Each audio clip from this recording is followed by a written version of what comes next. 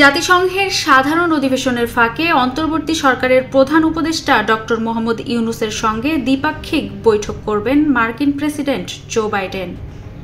এজন্য একদিন আগেই যুক্তরাষ্ট্র যাচ্ছেন ডক্টর ইউনূস।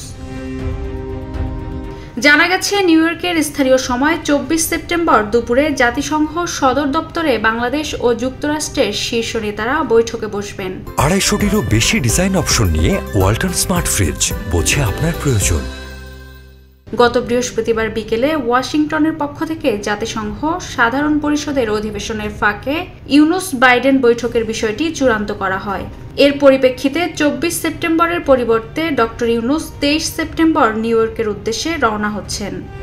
গত 3 দশকে বাংলাদেশের কোনো রাষ্ট্র বা সরকার প্রধানের সঙ্গে এমন বৈঠক কখনো হয়নি।